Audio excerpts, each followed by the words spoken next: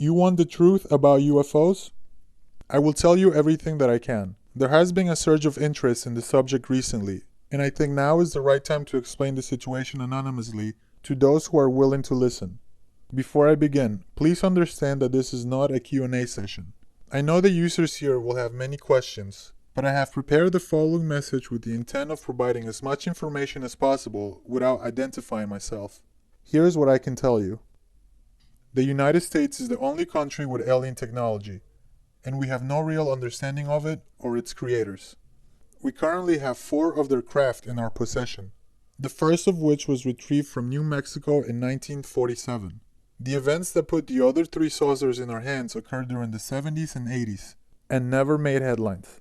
After Roswell, our predecessors had time to prepare for a swift and cohesive response in the case of another crash. Efforts by U.S. intelligence to contain and later debunk Roswell continued all the way into the late 90s. Reverse engineering the 4 vehicles has proven to be a dangerous and almost impossible task. Not one engineer in the past 70+ years have been able to provide a suitable explanation for their construction, operation, or method of propulsion. There's a significant concern regarding the safety of these saucers. A good analogy is that we are like cavemen who have stumbled onto a nuclear power plant. Not only is the alien technology so advanced as to be incomprehensible, any reckless attempts to deconstruct or operate these machines may likely result in severe disaster. Our engineers are given very strict boundaries. It is quite possible that one moron with a power tool could trigger a release of energy or reality-altering event that automizes the planet. Note that I put crash in quotes earlier. The last 2 saucers were recovered so easily that they may as well have been wrapped up like Christmas presents. There is an ongoing suspicion of a Trojan horse ploy by the extraterrestrials. The saucers could be remotely activated bomb/chemical weapons, or even be on timers. Over the past 40 years, a great deal of research has been directed towards the viability of removing the saucers from Earth entirely. This has become a severe point of contention between the 2 main players. On one side, you have many senior program officials and a few significant political figures. They call themselves the Patriots. Opposing the Patriots is a spider web of various interests, most accurately described as the military-industrial complex. For convenience, I will hereby refer to this cartel as the MIX. The MIX is a slang. They are not a cartoonish secret society like a Spectre or Hydra. They have no secret salutes or hidden headquarters. They are greedy, ordinary men with a reckless agenda. I am on the side of the Patriots. We believe our primary obligation is the safety of Americans, and the only way to ensure our nation's safety is to deep six the saucers. Our opponents, very predictably, are more concerned with recovering profitable technology. Their leverage over us is the threat of disclosure, mixed with lies, of course, not only to the general public, but also to foreign governments.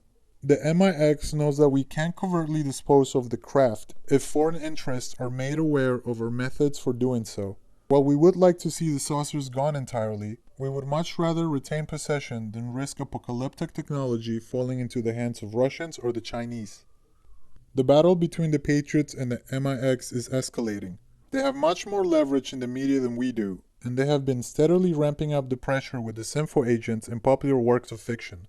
Their strategy is to raise public awareness of the UFO situation to critical levels until we accelerate our reverse engineering efforts and abandon our plans to deep six the saucers. In a nutshell, that is the situation. I can anticipate the inevitable questions that this information will provoke. What do the UFOs look like, and what are aliens like?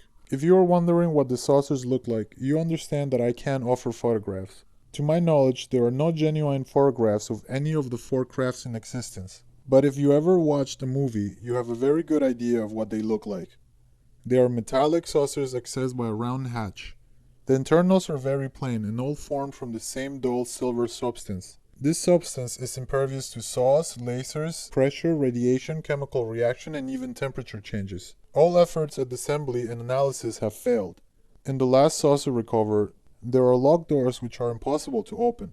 Judging by exterior dimensions, these doors lead into a larger space than the one we have access to.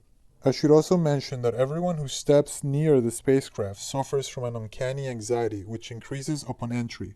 Most describe it as a chilling sense of trespassing, like you have come into a forbidden place uninvited. Officially, this is dismissed as a normal psychological reaction to an alien artifact. As for the aliens, I have had the opportunity to observe several alien cadavers in person. My personal impression was one of disgust and extreme horror. I, along with many other patriots, have come to believe that there is a spiritual element to our visitors. I hesitate to mention this because I know it will make many of you skeptical of my message. But this is part of what makes our fight against the MIX so important. Roswell gave us 4 bodies, and the second incident gave us 2 bodies and 1 living specimen. The last 2 recovered saucers were inhabited. All 7 beings were exactly alike and looked very similar to the typical depictions of grays in pop culture. The autopsy reports state that the aliens were partially synthetic and lacked sexual organs. Their brains and eyes were natural organs that seemed to have been placed or grafted into constructed bodies. The corpses were preserved at our on-site laboratory until 1998, when they inexplicably disappeared from the containers. No explanation has been offered for this. The status of the living alien has never been disclosed, but I've been given to understand that his presence was physiologically disruptive and that he was moved to a remote location in the early 80s. I have not been privy to any other information about the living being. This post is the first in a series of efforts on the Patriots' part to get ahead of the curve and inform certain groups of the situation without compromising OPSEC. We believe that restrained and targeted disclosure will prove advantageous for us in the future. It is important the truth comes out before MIX gains total control of the narrative.